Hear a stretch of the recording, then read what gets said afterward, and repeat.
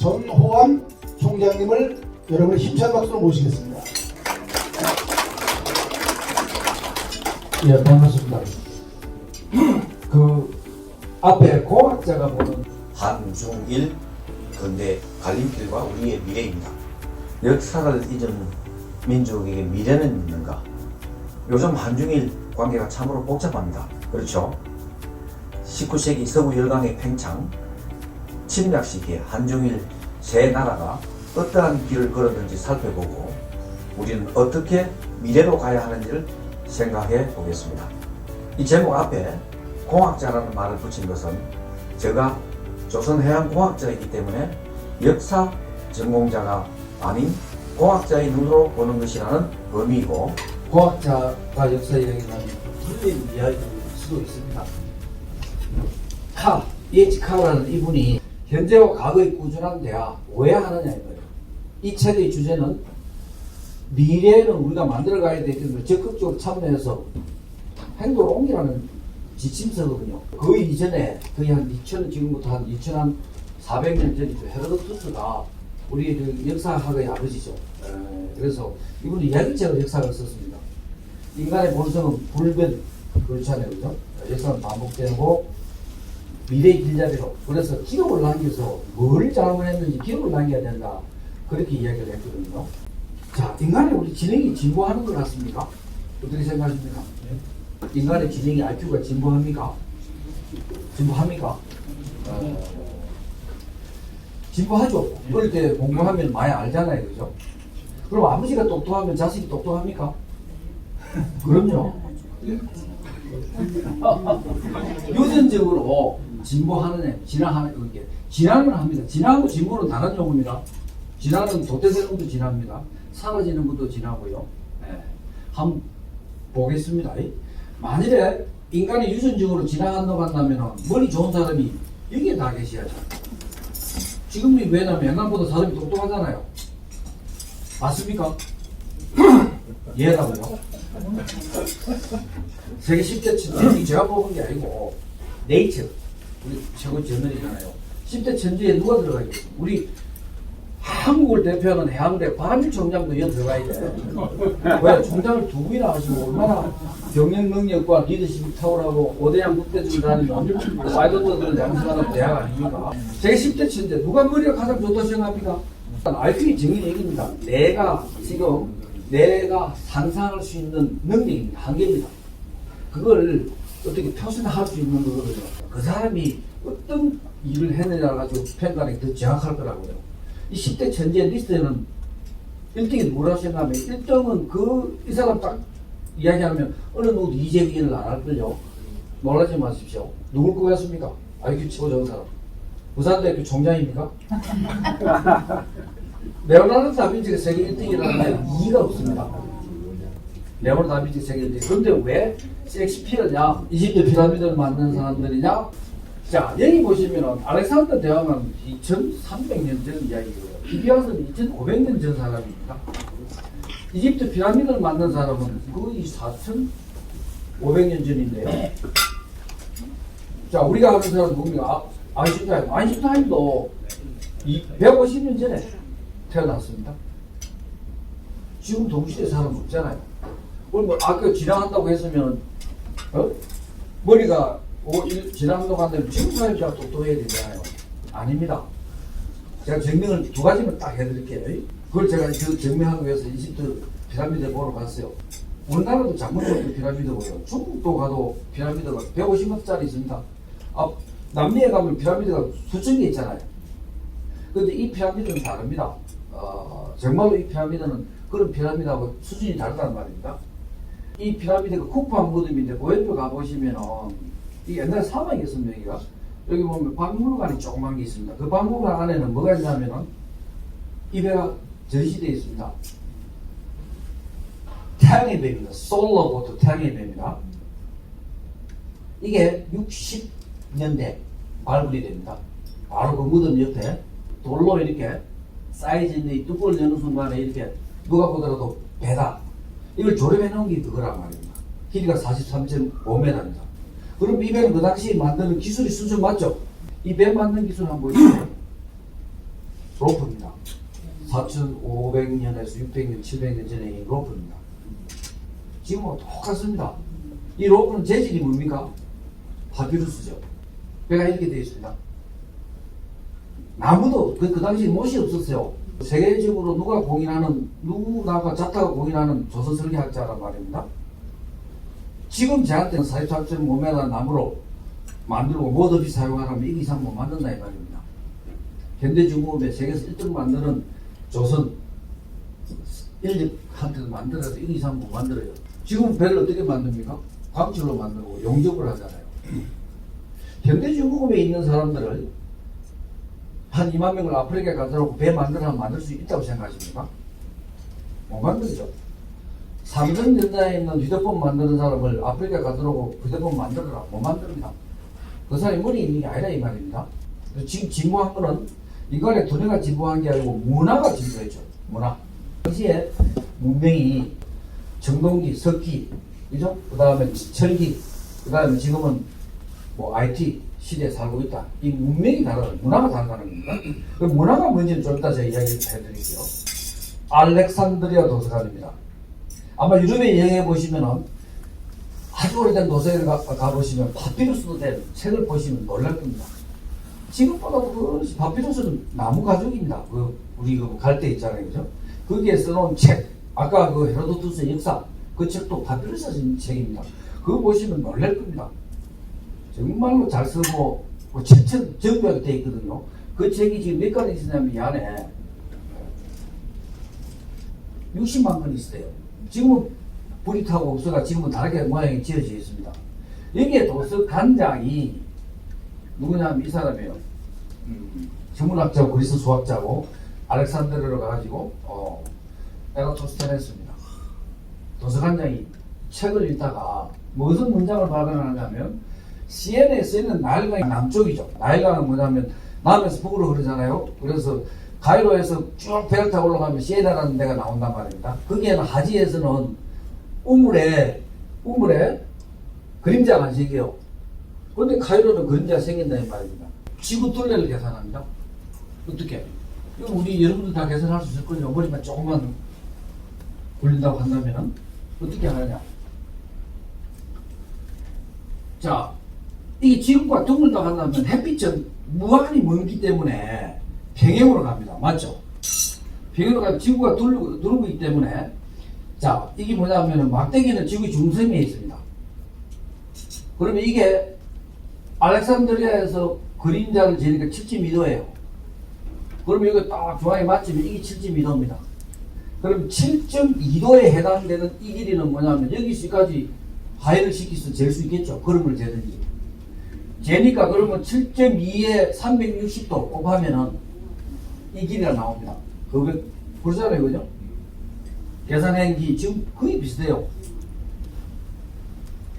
4만 킬로. 오차가 있다 한다면 좀 경도 차이입니다. 그만큼 우리가 지혜롭다는 겁니다. 그런데 이런 이집트가 조금 전에 보셨죠. 그죠? 세계의 문명의 시발지입니다. 이 나라가 이래 돼 있다고요. 지금 제가 한 7, 8년 전에 이래 알렉산드리아 대학에서 강의를 할 때입니다.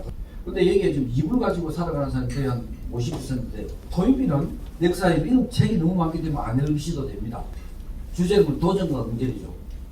도전에서 응전에 살아남은 문명은 살아남는다 이런 뜻입니다.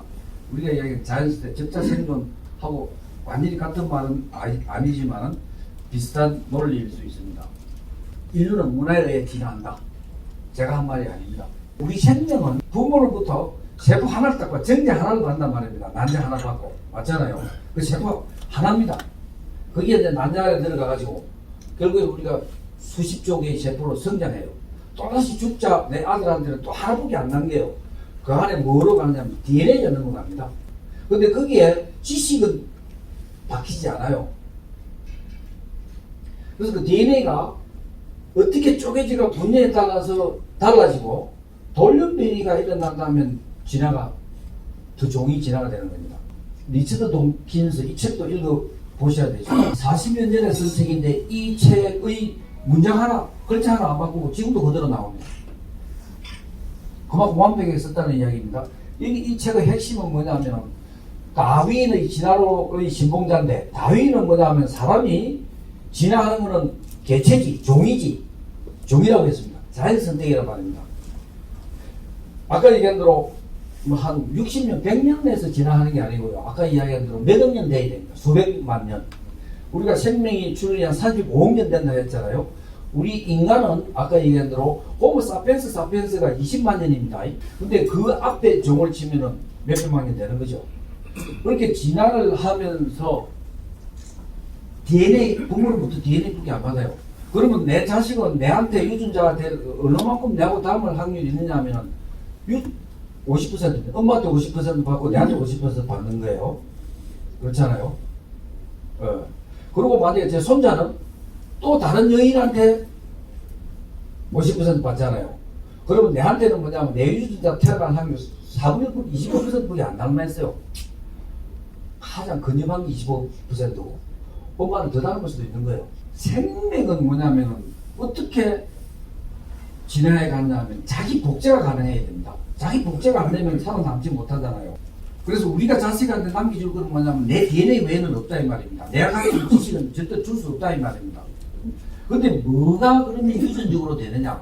이게 이 사람이 이제 히트치는 일이죠.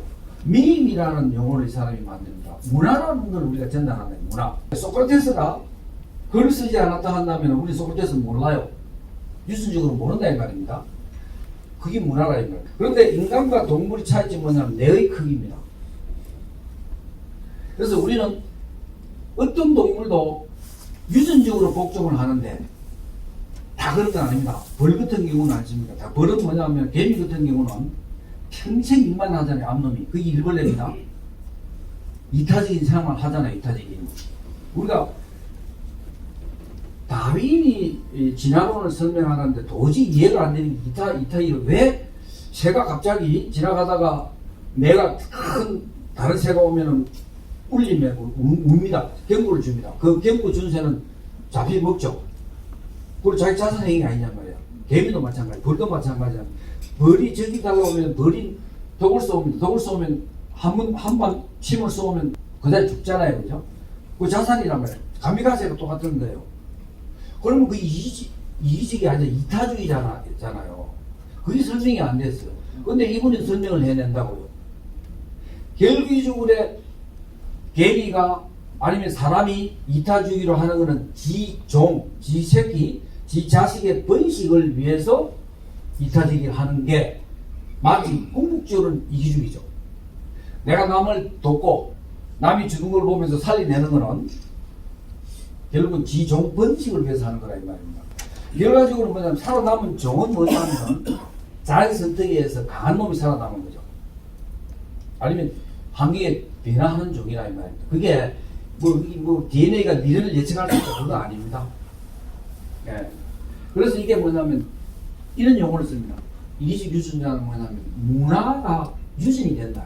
유전되는 단위가 밈이고 인간의 육체가 유전되는 단위는 DNA입니다. 일본 노벨상 수상자가 지금 25명이 나왔어요. 원래 또 받았습니다.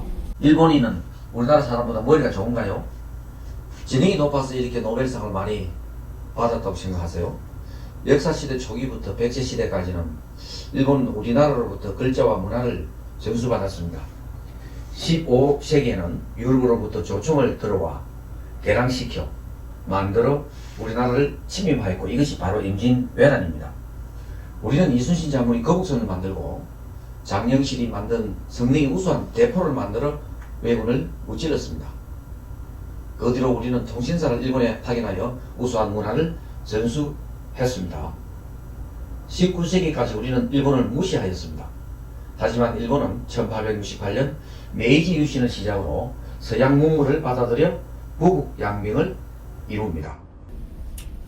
1949년도에 노벨 물리학상을 받고 25명, 그리고 일본인이 외국에 가서 받은 사람 합쳐서 30명이 받습니다. 그 인구가 많은 중국은 5명 받습니다. 노벨 평화상까지. 우리나라는 노벨 평화상 하나입니다. 근데 우리 일본 지금 뭐 지소미아도 있고 지금 뭐 상당히 좀 안 좋잖아요. 그 이야기를 제가 할 거예요. 왜 이런 관계가 됐노? 앞으로 우리가 어떻게 해야 되겠노? 저는 답을 드리니까 같이 생각해보자 이런 이야기입니다. 그리고 우리가 일본을 알아야 되지 않겠나. 일본도 우리를 알아야 되고요. 원래 요시노 이 사람이 학상을 받는데 최근에 우리나라 언론하고 인터뷰했던 한일 관계에 대해서 물었어요. 이 사람이 뭐랬냐면 이렇게 이야기했습니다. 할 말 다 해라. 서로 숨기지 말고 할 말 다 하면은 모든 게 이제 해소가 안 되겠나 이런 이야기거든요. 과학자답게 한 말입니다. 인문학자도 그런 이야기 안 합니다. 그래서 제가 과학자이기 때문에 오늘 제가 할 말 다 할게요. 그래서 우리 역사 뭐 제가 한 말이 아닙니다. 우리 뭐 단체고 그 다음에 아까 이야기한 대로 이타주의만이 있는 사람만 종은 소멸합니다. 왜 안창호 우선도 왜 일찍 죽기 때문에 안창호 죽기 때문에 씨가 많이 없잖아요. 계속 자손이 이타주의만 되면 자손 사라진다니까요. 그래서 인간은 뭐냐면 이주인 집단이 살아남게 돼 있어요. 유전적으로. 그런데 이주인 유전자만 있을 경우에 돌연변이 이타주의 사람이 한 사람이 들어오면요. 그 사람이 또 소멸해요. 섞어야 된다 이 말입니다. 예를 들어서 부부 그렇게 이제 그 왕총이 뭐냐면 자기 형제끼리 결혼한 사람 있죠.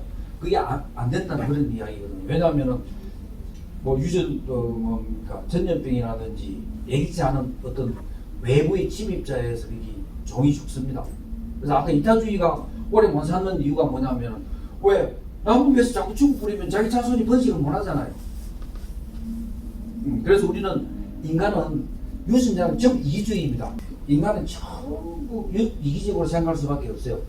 그걸 어떻게 이타적으로 끄집어내서 그리고 한 조직은 아니십니까? 이타주의가 있어야 성장합니다. 지금 이주가 있는데 전쟁이 일어났는데 전쟁 안 가고 가만히 있으면 망하잖아요. 근데 나가서 전쟁에 싸워가지고 죽는 사람이 있어야 그 조직이 산다고요. 조직은. 종은 산다 이 말입니다. 역사를 인민중 이거는 도저히 안 된다는 거거든요. 예. 우리가 역사를 여러 번 있었습니다. 침입을. 우리가 충효예 아닙니까요? 충은 우리나라보다도 일본이 1위 충입니다. 우리는 충보다는 효입니다. 그 얘기 좀 이따 제가 해드릴게요. 유성룡이라는 사람이 임진왜란이 끝나고 임진왜란에 대한 징비록을 썼습니다. 징비록 아시잖아요. 징비록. 예. 징비는 과거를 잘못한 것을 해서 미래를 대비한다는 뜻이거든요. 예. 그래서 이 사람은 뭐 영의정도 했고 지금부터 국방부 장관도 했고 뭐 다 했죠. 최고 조문은 이순신 장군을 발탁했잖아요. 하루아침에 8계단을 성길 짓기가 발탁하잖아요. 그런 분이었습니다. 징비록은 1633년 인조 11년에 발간이 되지요. 이 책 발간 후 불과 3년 뒤에 조선은 청나라의 침입을 받아 인조는 무릎을 꿇고 사죄를 합니다. 징비를 잊은 것이지요. 징비록에는 모병제를 포함 군사 모집, 훈련, 무기개발 등의 부국 양병 방법론이 적혀 있었습니다. 그런데 우리나라에서는 검수가 됩니다. 1712년 일본에 파견된 조선통신사가 오사카의 시장 골목에서 일본어판 징비록을 발견하였다고 합니다. 그런데 우리나라에서는 검수가 되었고요. 전쟁이 끝나자마자 징비 정신은 사라졌던 것입니다. 한국, 중국, 일본의 그들의 갈림길을 한번 살펴보겠습니다. 19세기가 되면서 영국, 네덜란드, 미국 등 서양 제국들이 우리 동북아시아로 진출해오고 있었습니다. 19세기 서구 여강이 침입해서 한국은 식민지로 되고 중국은 반식민지로 되고 일본은 근대화에 성공해서 세계를 상대로 청하고 싸워서 이기고 러시아하고 싸워서 이겼어. 그 다음 1차 세계대전, 2차 세계대전 세계를 상대로 물론 패했지만 먼저 붙었기 때문에 어떻게 단기간에 일어날 수 있었는가 이 말입니다. 이 책입니다. 결론은 이겁니다. 정보력을 부재다. 위기 인식 능력이 없다. 그리고 정보가 없으면 위기인지 위기 아닌지 모른다는 뜻입니다. 그 다음에 위기를 인식을 했더라도 버릴 것은 버리고 바꿀 것은 바꿔야 된다. 선택을 해서 전략적 선택을 해야 된다 이 말입니다. 그리고 행동으로 옮겨야 되겠죠. 이게 달랐다는 겁니다. 이들 세 나라의 정보력의 차이 그리고 위기인식의 차이가 운명을 바꾼 것입니다.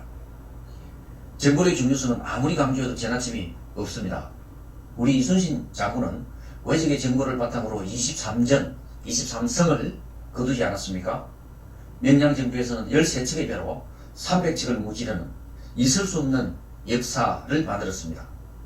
정보를 바탕으로 길목을 지키는 전략을 선택한 것이지요. 동아시아 근대여행의 세 갈래, 이 책은 10년 전인 2009년에 출간되었습니다. 세계적 베스트셀러인 총균세의 저자 제레드 다이아몬드 교수, UCLA 교수이지요. 2019년 올해 대변동이라는 책을 출간했습니다. 7개의 국가가 위기를 인식하고 전략적 선택을 통해 이러한 위기를 극복한 내용입니다. 오래전에 발표된 총균세는 문명의 발전이 지정학적 요소와 기후에 의해 크게 영향을 받는다는 빅히스토리 책이며 반드시 여러분 읽어보시기를 강추해드립니다. 대변동 책의 요지는 무엇을 선택하고 어떻게 변화할 것인가입니다. 위기 선택 변화가 이 책의 세계 키워드입니다. 동아시아 세계 국가, 즉 한국, 일본, 중국의 근대사의 갈림길도 이 세계 키워드가 중요한 요소였고 세 나라의 운명을 갈랐던 것입니다. 이제 한중일 근대사를 조금 살펴보겠습니다. 당시 세 나라는 어떠한 위기가 왔고 어떠한 전략적 선택을 하면서 행동과 변화를 옮겼는지 보겠습니다.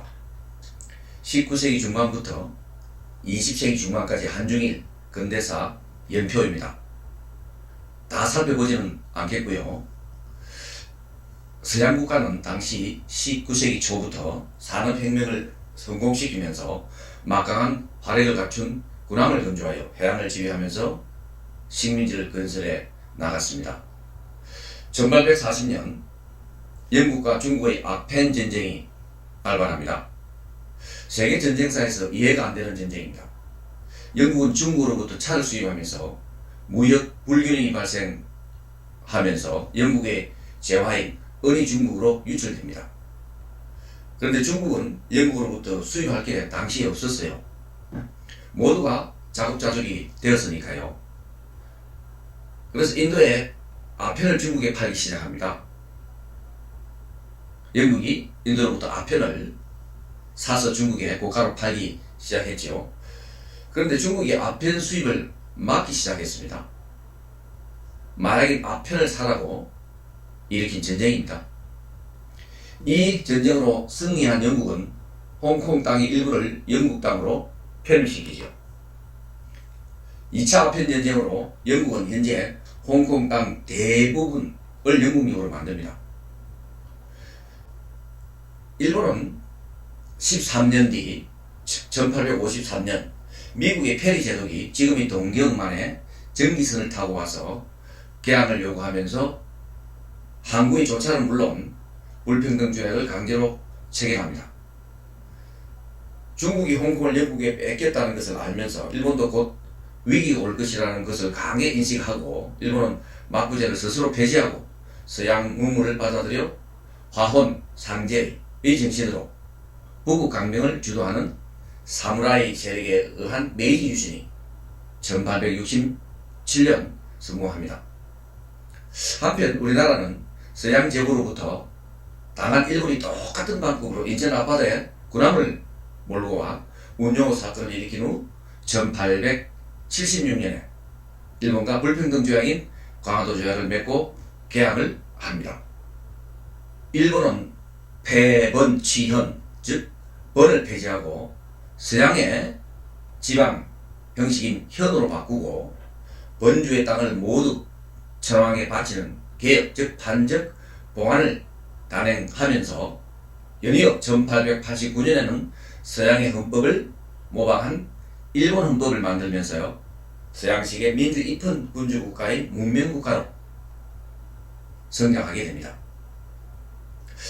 1894년 조선의 갑오농민전쟁이 일어나면서 청나라 군대가 들어오고요. 동시에 일본의 군대가 조선으로 들어와 우리나라 땅에서 천일전쟁이 발발했지요. 소국인 일본이 대국인 청나라인 중국을 상대로 승리를 하게 됩니다. 그 10년 후에는 서양의 열강인 러시아를 상대로 일본이 러시아 전쟁을 일으켜 승리하게 됩니다. 그리고 1910년 조선을 합병하여 식민지로 만듭니다. 1914년에는 잘 알다시피 1차 세계대전이 발발하면서 일본이 참여하여 성전국이 되고, 연이어 2차 세계대전에 참여하면서 전 세계를 상대로 전쟁을 치르는 막강한 제국국가를 구축하였습니다. 하지만 미국이 먼저 폭탄 투하로 1945년 항복을 하면서 미국의 군정 과정을 거쳐 1952년 주권을 회복하게 됩니다. 중국은 1911년 신해혁명을 통해, 순원의 신해혁명입니다. 청나라가 멸망하면서 수천 년 내려오는 왕조가 무너지고 중화민국이 이민의 국가가 건국이 됩니다. 하지만 대국이라 궁궐이 난립하면서 내전이 시작되고, 급기야는 공산당의 출현으로 장개석과 모택동의 지루한 내전에서 모택동의 승리로 중국 대륙은 공산국가인 중화인민공화국이 탄생하게 됩니다. 한편 우리나라는 일본의 항복으로 독립이 되면서 미국의 군사정부를 거쳐 남한에는 대한민국, 북한에는 조선인민공화국이 설립되었습니다. 지금까지의 삼국 근대화 과정에서 각 나라의 위기인식, 전략적 선택 및 변화의 과정을 간략히 요약하면 다음과 같습니다. 일본 도쿠가와 마쿠 지도부는 1840년 아펜 전쟁에서 영국이 압도적 군사력으로 청나라를 눌렀고, 그 결과 영도 일부가 할양됐다는 정보를 정확하게 입수하면서 위기의식을 크게 느낍니다. 따라서 마쿠는 서양 선박에 대한 적대 정책을 철회하고 서양식 총 도입과 전기선 수입 등 계획에 착수하면서 메이지 유신을 통해 비교적 일찍 새로운 정권과 천황제 근대국가를 수립하면서 이 근대국가가 근대화 과정을 강력하게 주도하였습니다. 이 자세한 내용은 함동주의 저서인 천황제 근대국가의 탄생을 권합니다. 메이지 유신에 대해서는 뒤에서 조금 더 설명하겠습니다. 조선 정부는 당시 아편 전쟁에 지속적으로 관심을 갖고 정보를 수집했으나 영국의 압도적 우위와 정의 패전 사실이 정확하게 전달받지 못하였다고 합니다. 또한 정보의 자의적 해석과 낙관론으로 위기의식을 크게 못 느꼈다고 하지요. 근대화 식민의 서곡 김동로의 책을 추진해 드립니다. 이러한 사실은 일본의 역사학자이면서 소설가인 진순신 청일전쟁 후제는 강은 흐르지 않고의 책에 잘 나타나 있습니다. 외부인의 눈에 비친 우리나라의 서글픈 근대 역사 소설이지만 사실 소설이 아닌 사실을 기록한 역사책이라고 볼 수 있습니다. 그 내용 중 이러한 부분이 있습니다. 저자는 김옥균이 갑신정변이 실패한 뒤 일본에 건너와서 이토 히로부미나 이홍장을 만나려고 불철주야 돌아다닐 것이 아니라 조선에 있을 때 전봉준을 먼저 찾아갔어야 했다고 생각한다. 의미 있는 말이지 않습니까? 혁명이나 혁신은 확고한 정체성을 가진 집단 세력이 있어야 가능합니다. 정체성은 시대 상황에 맞는 이념이면서 백성을 잘 살게 하려는 현실지고 아주 구체적인 방법이 담겨 있어야 하죠. 동학혁명의 지도자 전봉준은 지지 세력은 갖고 있었죠. 하지만 서양을 배척하려는 당시 세계 정세에 맞지 않는 가치관과 정체성을 가지고 있었고, 한편 김옥균 등 개파는 개혁의 정체성, 당위성이나 방향성은 가지고 있었지만 지지 세력이 없었다는 것입니다.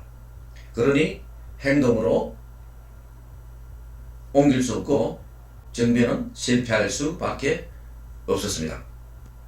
한편 청나라 조정은 아편 전쟁으로 영토를 할양하고 영사재판권과 관세 자주권을 내주는 불평등 조약을 체결하면서도 전쟁의 패배를 심각한 위기로 인식하지 못했습니다.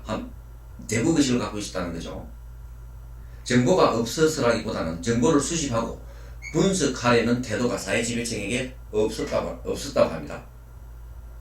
중국은 근대 이전 문명적 세계에 그 당시 세계의 종주국이었기 때문에 그만큼 각성과 자기 변신에 더 많은 희생과 시간이 필요했을 겁니다.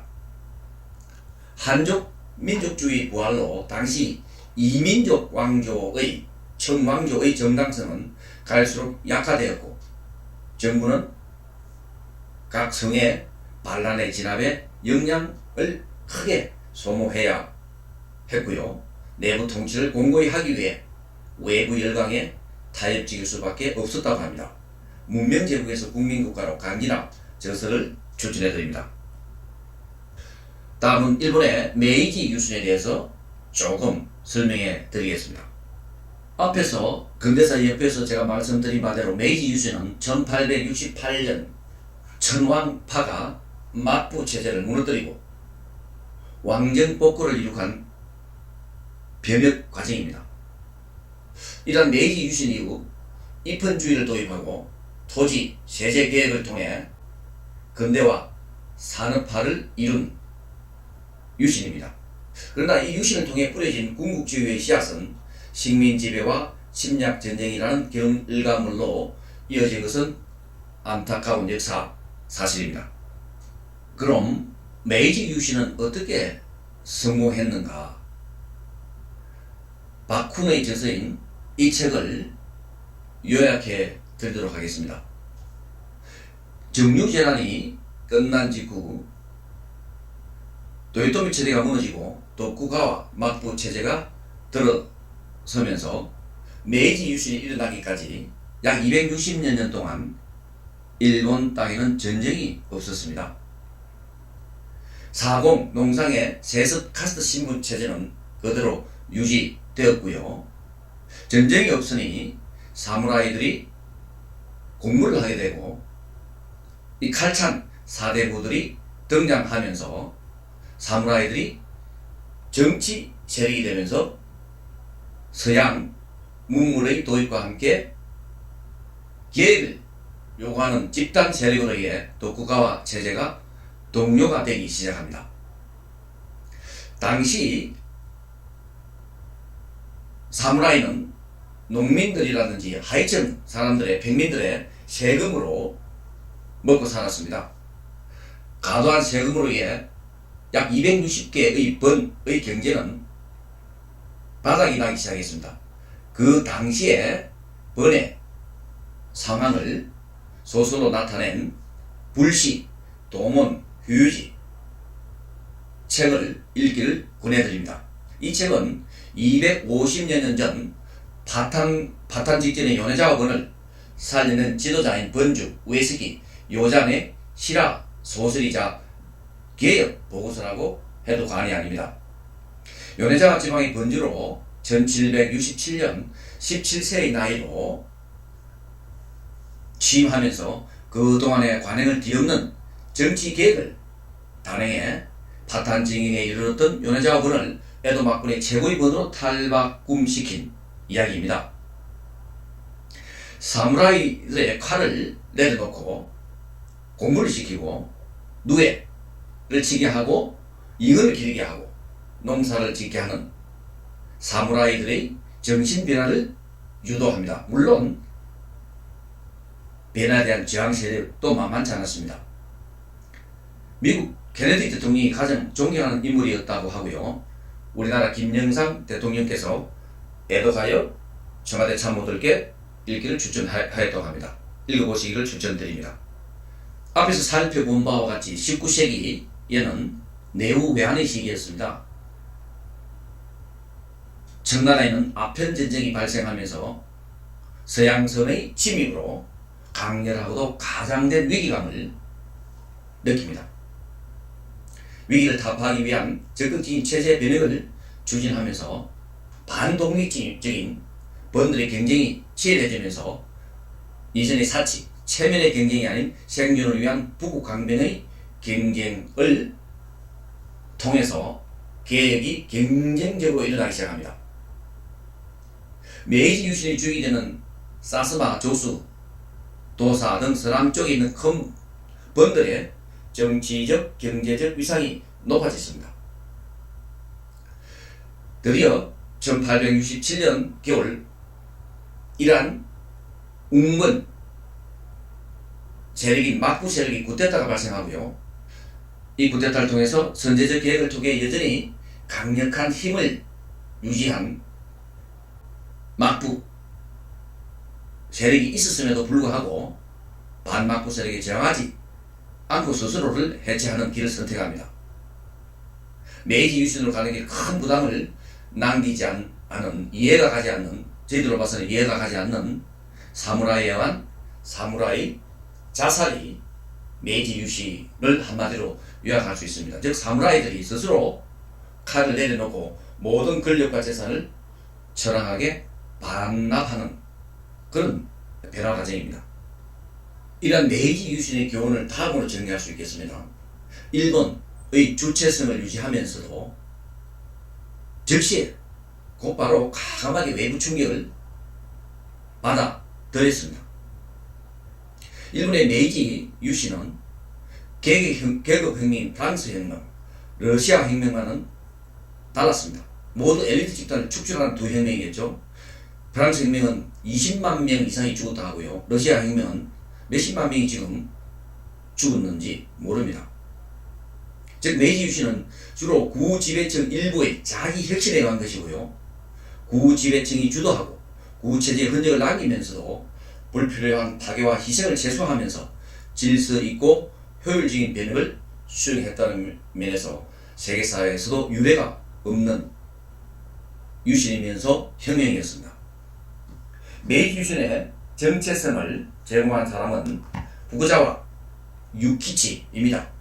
타라이쿠 즉 일본은 아시아를 벗어나서 서양 세계로 들어가야 된다 하는 이념입니다. 하지만 이것이 대동아 공영으로 이어지고 궁극적으로는 제국주의로 변화되어가는 이념을 제공하면서 세계를 상대로 전쟁을 하게 되고 또 주변 국가의 많은 사람들을 희생을 시키는 결과를 초래했다고 봅니다. 이제 우리가 일본이라는 나라에 대해서 그리고 일본이라는 문화를 조금 이해할 필요가 있을 것 같습니다. 이 국화 콸은 루스 베네딕트라는 문화인류학자가 1946년 출간한 책입니다. 이 루스 베네딕트는 1943년 6월 미국 전시정보국 해외정보부에서 문화기반 분석 책임자로 부임하면서 일본이 곧 패망할 것이라는 것을 미국 정부는 알고 이 루스 베네딕트에게 일본인의 행동과 심리분석 보고서를 작성케 합니다. 일본군은 왜 이렇게 전쟁에 대한 열의가 강할까? 종전의 일본을 그러면 어떻게 효과적으로 처리할까? 등에 대한 보고서입니다. 즉 서양인의 관점에서 보면은 전쟁 중 약 40%의 군사가 죽는다고 한다면 항복을 합니다. 그런데 일본인은 모든 군사가 다 죽을 때까지 항복을 하지 않고 끝까지 싸운다는 것이지요. 그래서 종전 후 일본을 어떻게 미국이 다스릴까에 대한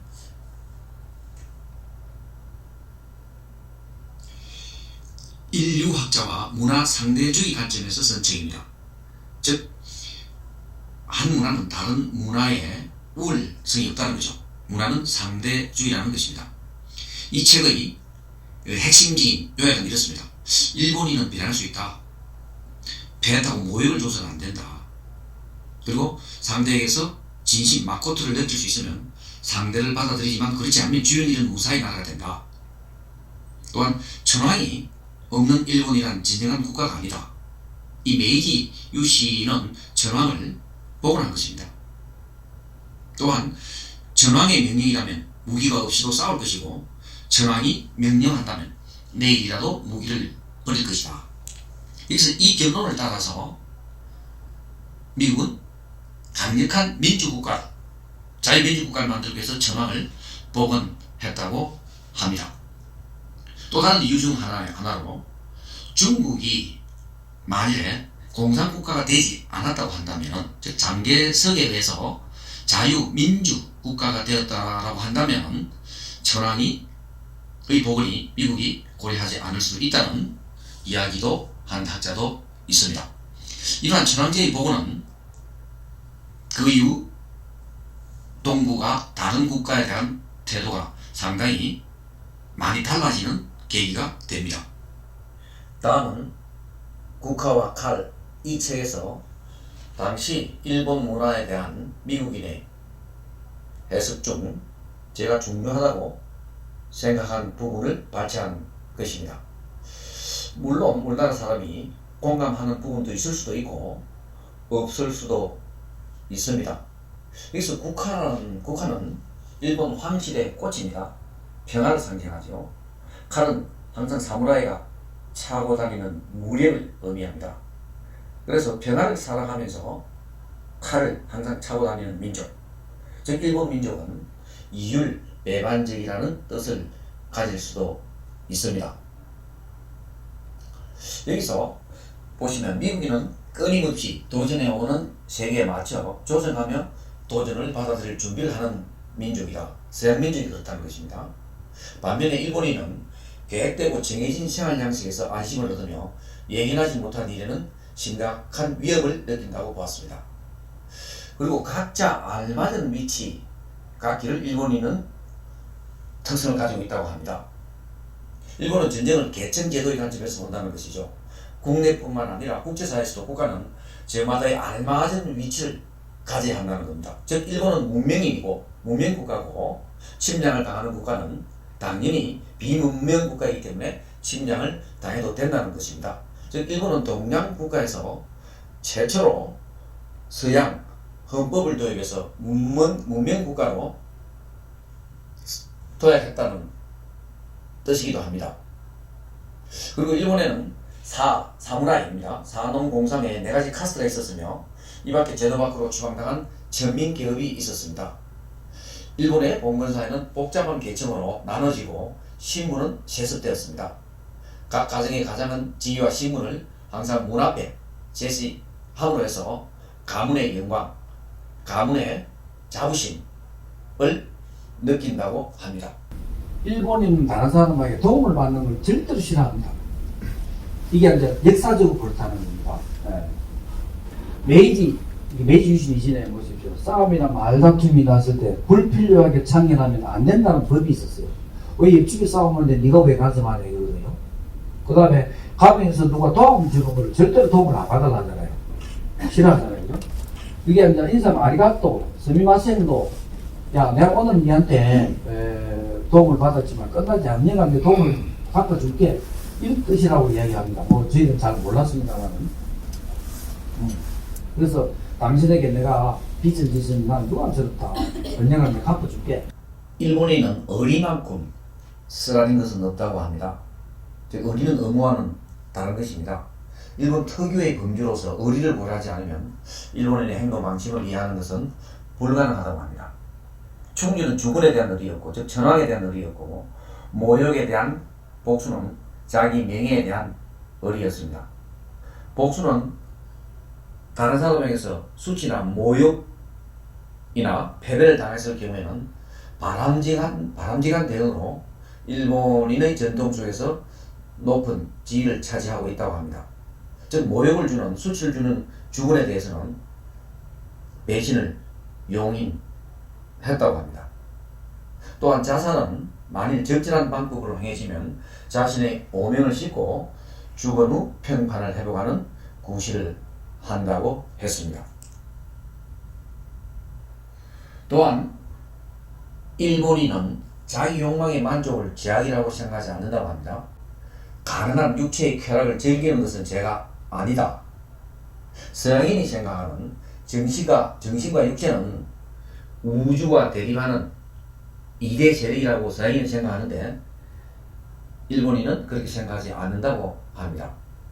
또한 패전 후의 일본에 대해서 일본이 평화국가로 출발하는 데 이용할 수 있는 참된 장점은 어떠한 행동 방침에 대해 실패로 끝났다고 인정한 뒤부터는 다른 방향을 향해 노력한다는 점이라고 합니다. 한 예로 2차 세계대전이 끝나는 8월 15일 전황이 항복을 선언한 바로 다음 날 미군이 한적한 시골길을 걸어도 어떠한 위협을 느끼지 못했다고 했습니다.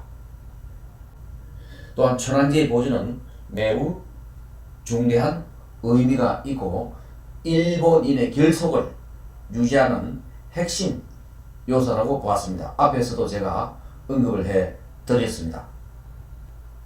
만일 미국이 2차 세계대전 후 일본의 국가의 천황을 복원시키지 않았다고 한다면 현재 일본은 상당히 달라졌을 것입니다. 최근에 저희 부산대학교에서 일본의 전 수상 하토야마 수상을 초청해서 강의를 들었습니다. 그분 강의 중 일본이 2차 세계대전 후 천황을 복원시키지 않아야 된다는 말도 했습니다. 최근에 하토야마 수상은 정계를 복귀하면서 공화당을 창당하면서 일본 천황제를 없애야 된다는 주장을 하고 있습니다. 일본의 대다수 사람은 그런 생각을 가지고 있지 않습니다. 근데 일본이 외국인이 쓴 일본인 책이 일본 내에서 베스트셀러 된 책이 많이 있습니다. 그 중에 한 권이 아까 그 국화와 칼 재밌습니다. 읽어보십시오. 두 번째 이여령 축소지향 일본입니다. 이 책이 1982년도에 이여령 것쯤은 우리나라에서 최고 나는 성각이라고 생각됩니다. 아는 게 최고 아는 분이란 말입니다. 예. 이분이 이제 축소지향 일본인. 축소가 말은 좀 안 좋잖아요.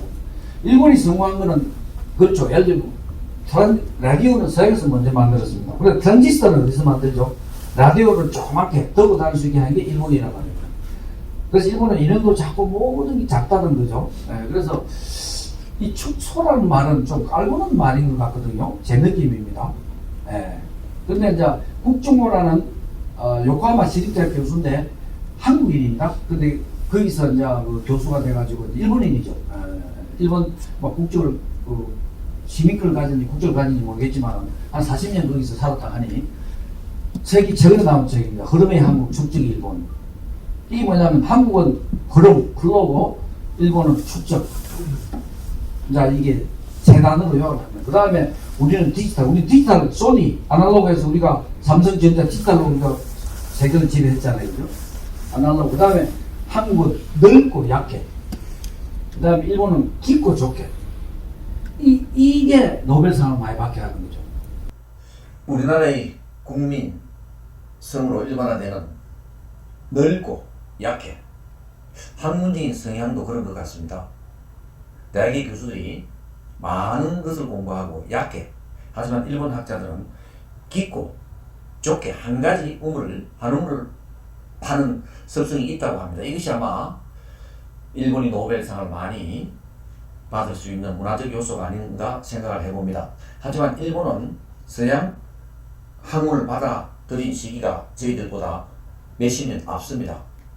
저희들도 이제 조만간 노벨상이 나오겠지만 넓고 얕게 보는 학문의 습성은 지양해야 되지 않나 그런 생각을 해봅니다. 국중호 교수가 흐름의 한국, 축중의 일본에서 결론을 이렇습니다. 즉 일본의 장점과 한국의 장점을 합치자는 것이죠. 넓고 깊게 추구하고 디지털과 아날로그의 조화 그리고 흐름과 축적의 속성을 겸비해서 나아가자는 것입니다. 그럼 역사부터 우리 뭘 배울 거냐? 자, 동아시아에서 가장 먼저 북극 강빙을 달성한 일본이 침략 정책으로 자멸했다고 이야기합니다. 이 책에서는. 그러나 오뚜기처럼 다시 일어나면서 한때는 세계 제2의 경제 대국으로 성장했지요. 그리고 한 20년의 경제 침체기를 거치면서 아베 내각이 들어서면서 경제가 다시 살아나고 다시 민족주의, 제국주의로 가려고 하는 움직임이 있습니다. 우리나라는 독립 분단 국가와 그리고 내전을 경험했지만 세계 역사상 가장 빠른 경제 도약을 이룬 국가입니다. 하지만 최근 글로벌 경제의 어려움과 다시 민족주의 부활로 무역을 하면서 성장하는 우리나라의 경제가 큰 위협을 받고 있습니다. 중국은 열강의 침략으로 만신창이가 된 중국이 침략국이라는 역사적 부담 없이 제3세계는 물론 세계 지도자 자리를 넘보는 것을 감안하면 보다 긴 호흡으로 앞으로 근대 100년을 성찰하고 미래를 대비해야 될 것으로 생각합니다. 그런 관점에서 동아시아 역사는 현재 진행 중이고 특히 우리나라는 남북 통일이 최대 관건입니다. 일본 강점기의 역사를 공유하고 있는 남북한 독립운동자들의 역사 재평가 문제도 최근 논란이 되고 있는 현실입니다. 또 일본과 한국과의 관계, 일본의 진정한 사과를 바라면서 한국은 최근 무역 분쟁, 지소미아 관계 등으로 갈등을 빚고 있습니다. 또한 미국과 중국, 또 미중일의 관계, 동아시아 역사는 앞으로 우리가 어떻게 하느냐에 따라서 미래의 역사는 우리가 어떻게 하느냐에 따라서 달라질 수 있다고 생각합니다. 한중일 역사 문제에 대해서는 최근 앞에서도 이야기한 제러드 다이몬드가 최근 발표한 대변동이라는 책에서 솔직한 의견을 주었습니다. 일본이 해결해야 할 과제, 일본이 미래를 위해서 나아가야 될 과제는 주변 국가에 진정성 있는 사과를 하라는 것입니다. 이 대변동 책은 7개 국가가 과거의 위기에서 전략적 선택을 통해 어떻게 변화를 하면서 극복한 사례를 서술한 책이라고 제가 말씀드렸습니다. 일본이 해결해야 할 과제 중에 첫 번째, 정성 있는 사과를 하라는 겁니다. 독일이 했듯이. 독일은 어땠습니까? 이게 바르사바 브란드가 가지고 무릎을 꿇어 앉았습니다. 그렇잖아요, 그죠? 히틀러 때문에. 그리고 최근에 예루살렘 방문해가지고 이런 말까지 했습니다. 우리는 무한한 책임이 있다, 이거 아닙니까? 무한한 책임이 있다. 그러니까 독일이 주변의 국가로부터 지지를 받고 화해도 하고, 지금 독일은 내적으로 보면요, 실력으로 보면 1등입니다. 네. 그런 국가가 될 수 있는데, 일본은 안 된다는 거죠, 그러면. 그럼 일본의 입장에서 보면은 루스베네딕트의 책 국가 칼에서 우리가 잠시 보았듯이 문화 상대주의 관점에서 볼 수 있다는 것입니다. 일본은 과거에 국가 대 국가 간의 합의를 보았다는 것입니다. 하지만 우리 한국 입장에서는 진정성 있는 사과가 아니라는 것이고요. 그런 점에서 일본도 진정성 있는 사과를 하면서 우리도 그 사과를 받아들이면서 한일 관계가 미래지향적으로 나아갔으면 하는 생각입니다. 일본 아베 수상이 이 책을 읽고 깊은 생각을 해 주었으면 하는 바람입니다. 제가 하토야마 수사를 명예박사를 드렸습니다. 선생님은 뒷무새 가서 꿀 앉아서 유관순 그 사과했잖아요, 그죠? 그래서 명예박사를 드리니까 그 다음날 합체 원국 폐져가지고 한 30명이 있습니다. 일일이 꿀 앉아가지고 사과를 다 하더라고요. 이분이 진정성이 있더라 이 말입니다. 이분이 지금 최근에 정치 재개를 선언했습니다. 얼마 전에 부산대에 와서 특검을 했죠. 무슨 내용이, 정치 당일이 뭔지 아십니까? 공화당입니다. 왕을 없애자. 대단한 사람 아닙니까? 공화당이란 민주공화국가로 가자는 것입니다. 즉 전왕을 없애자는 것입니다. 왕이 있으면 일본이 또 군국주의나 혹은 제국주의로 갈 수 있다는 위험이 있다는 것이죠. 일본 국민들에게는 지지를 받지 못하겠지만은 이러한 의견도 일본에 있다는 걸 우리도 알아야 되겠고, 일본 내에서도 주변 국가가 어떻게 일본에 대해서 생각하는지 깊이 있는 성찰이 필요한 시기가 아닌가 생각합니다. 자, 결론으로 들어갈게요. 아까 대변동 제드 다이몬드 책이 7개 국가를 어떻게 변화, 그 다음에 지금까지 잘 적응해 왔냐 12가지를 분석합니다. 12가지 요인을 해요. 그 12가지 요인 중에서 제가 필요한 요인을 우리나라에 5개만 제가 끄집어 왔습니다. 첫 번째, 위기로 인식해라 이 말입니다. 근데 대개가 위기로 인식을 안 하죠. 근데 자, 위기가 없으면 국가도 안 변하고 개인도 안 변합니까? 이제 이게 뭐냐면 개인이 어떻게 성공 스토리가 됐나 하고 국가가 성공한 국가하고 비슷해요. 심리적 요인들이. 하지만 국가는 리더십이 필요하고요. 개인은 지원자이기 때문에 자기 자신의 어떤 수양 이런 게 필요한 거고. 하지만 근본적인 건 뭐냐면 국가나 개인이나 위기라는 걸 인식할 때만이 변하기 시작합니다. 자, 일본이 아편 전쟁을 깨닫고 와 우리나라가 언젠가는 나라가 뺏기겠나 하면서 메이지 유신을 성공적으로 이끌었잖아요. 메이지 유신 성공 스토리를 그쪽에 자세히 나옵니다. 그 다음에 이건 내 잘못이다 인정하는 말입니다. 너무 잘못을 얘기하지 말아요. 책임을 국가든 내든 내 책임이다 이렇게 인식을 할 때만이 된다는 거거든요. 세 번째, 그 다음에 내 역량이 얼마나 되는데 우리 국가는 얼마만큼 되는데 뭐를 할 수 있고 뭐를 못할 수 있고 정확한 자기평가를 해라 이 말입니다. 그 다음에 우리나라 과거의 역사에 어떤 일이 있었고 다른 나라는 어떤 일이 있을 때 이렇게 당했고 그 역사에 교훈이 많이 있지 않나 이 말이야. 그 위기 몇분이 어떠냐 그것도 한번 조사 알아라 이 말이야. 그 다음에 내가 아무리 발굴지도요 지정학적으로 이거는 안 되는 건 안 되는 겁니다. 우리는 석유하고 한 방울 안 나고요. 뭐 가진 거 있습니까? 핀란드가 아니십니까? 1939년 러시아로부터 침공을 받습니다. 바로 레닌그라드 옆에 있는 아닙니까? 그 인구 한 5분의 1 죽습니다. 결국은 민주주의를 포기하고 러시아하고 합니다. 그런 선택을 갔기 때문에 지금 왔잖아요. 그러면 러시아하고 뭐 후르쇼프, 스탈린까지 엄청난 신뢰를 쌓으면서 결국은 핀란드가 나토에 들어오고 이시에 들어오잖아요. 그것까지도 끌어내는 그런 전략을 갖다 이 말입니다. 그럼 우리는 미국, 중국, 러시아, 일본, 북한, 한국 속에서 어떤 선택을 전략적 얼마를 버리고 어느 걸 가야 될까 쉽지 않잖아요. 그죠? 그래서 우리의 위기는 뭐고 우리의 자원의 한계는 뭐고 능력은 뭐냐 이 말이에요. 그래서 경제 한번 봅시다. 지금 뭐 경제가 지금 엉망이가 샀고 또 잘 가고 있다 샀는데 다른 거죠. 근데 이제 우리 체감하는 경기는 작잖아요. 근데 최근에 지지난입니다.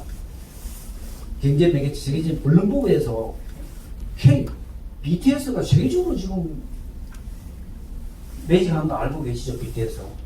근데 우리나라는 왜 핵심을 못하냐고. 뭐 보고 이야기하는 타다 이야기입니다. 타다. 전 세계에 지금 뭐냐면 공유 혁신, 공유 플랫폼 회사가 예를 들어서 구글이라든지 그 다음에 아마존, 페이스북, 카카오 이게 지금 플랫폼이잖아요. 자기들이 뭐 우버가 택시 하나 안 가지고 있잖아요. 그죠? 전부 너무 택시를 이용해가지고 플랫폼을 이용하는 건데 우버가 작동이 안 한다는 우리나라입니다. 인구 절벽 수도권 집중화 이거 좀 이따 이야기하고요. 자, 우리나라 인구 50% 수도권에 있습니다. 그리고 경제 집중도는 82%입니다.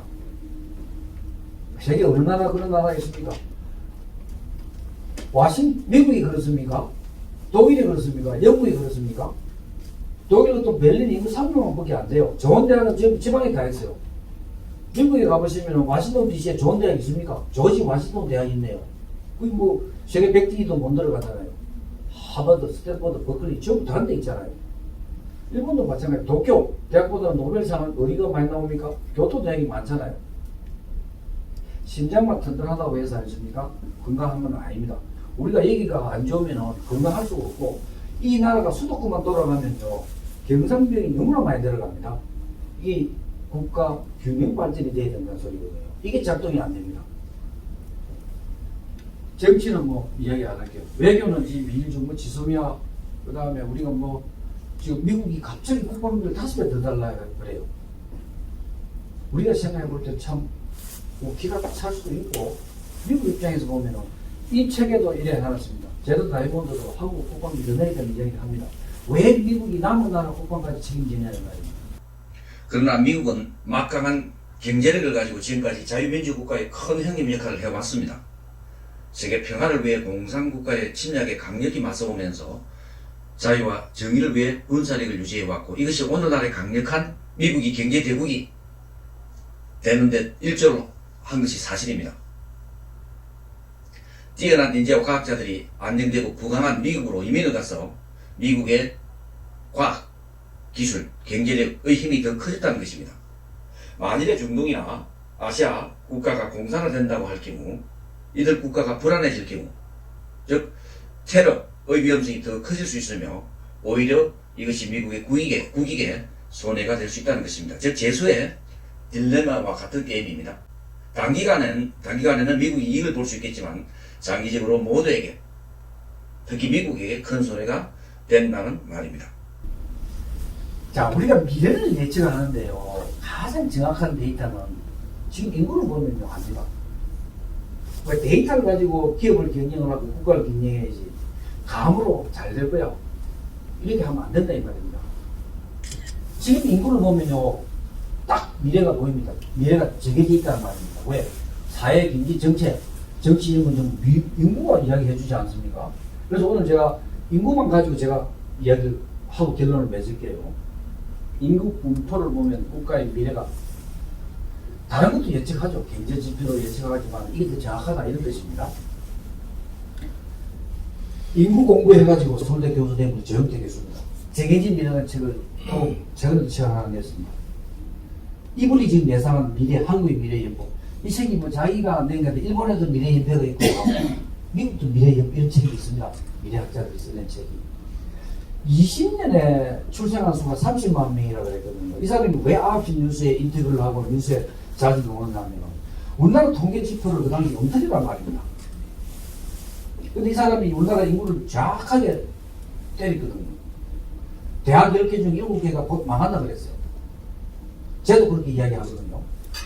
근데 지금 2020년 출생한 수 30만 명이라고 그러는데, 원래 우리 얼마 태어났는지 아십니까? 작년에 32만 명 태어났습니다. 인구 통계를 보면 미래 사업도 얘기를 할 수 있다고 합니다.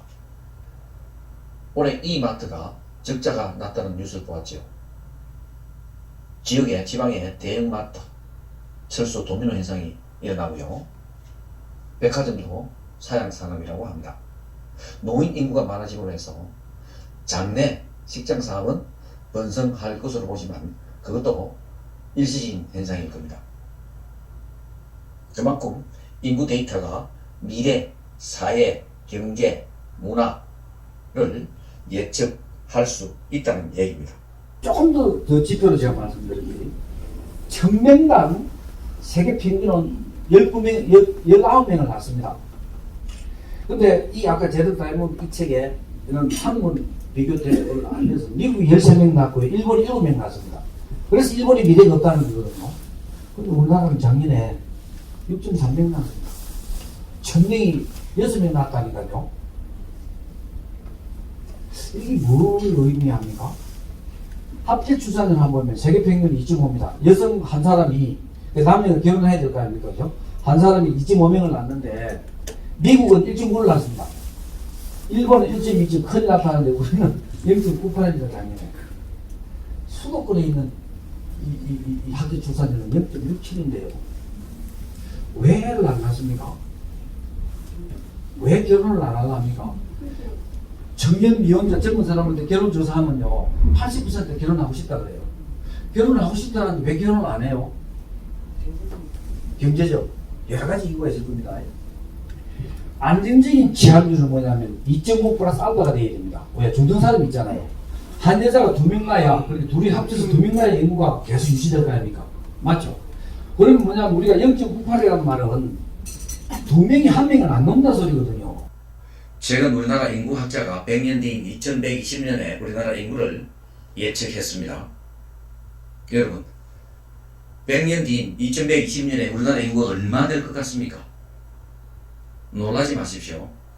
약 1700만 명 정도 된다고 합니다. 지금이 5천만 명 넘습니다. 그런데요, 제가 계산해보면 그것보다 1700만 명보다 더 떨어질 것이라는 예측이 나옵니다. 본인율을 한번 보십시오. 미국은 지금 9.8인데 조금 연도가 달라서 있는데 한국은 지금 아십니까? 작년에 5.9조입니다. 이렇게 연민 기록했다는 소리를 혼자서 기록을 안 하나요? 자살률은 우리나라 제일 1등입니다. 이게 이제 중요하죠. 고령사회 은퇴자가 노동자가 몇 명이 있느냐. 우리나라 데이터 지금 없어요. 일본은 현재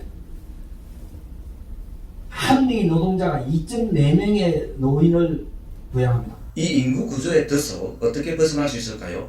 미국의 합계 출산율이 1.9입니다. 그런데 통계를 자세히 들여다보면 40%가 미혼모라는 것입니다. 프랑스는 50%가 미혼모이고요. 우리나라와 일본의 미혼모 출산율은 2% 정도입니다. 2% 정도. 우리가 미혼모를 장려할 수는 없지만 최소한 법적인 제도화는 만들어야 할 때가 왔다는 것입니다. 출산을 장려하기 위해 여건 신장과 남자의 휴가, 직장의 여성 근로자 비율 확대는 물론 여성을 위한 근무 환경 개선 등이 중요하다고 생각합니다.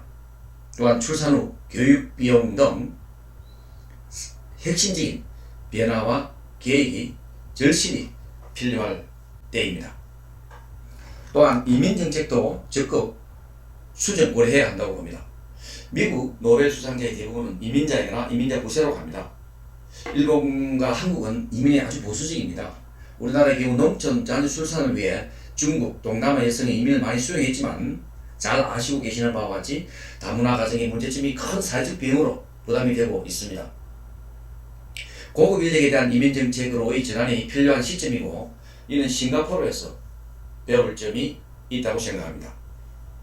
지금까지 한국, 중국, 일본 세 나라의 근대화 과정에서 위기에서 어떠한 선택을 하고 어떠한 변화를 거쳐왔는지 살펴보고 우리나라가 현재 직면한 위기들을 조금 들여다보았습니다. 이 위기는 국민적 합의, 즉 국민적 위기인식이 중요하고요. 현실을 냉정하게 직시하면서 우리의 능력을 정확히 파악한 후 이 시대, 즉 4차 산업시대에 맞는 변화와 계획을 해야 한다고 생각합니다. 장시간 고맙습니다.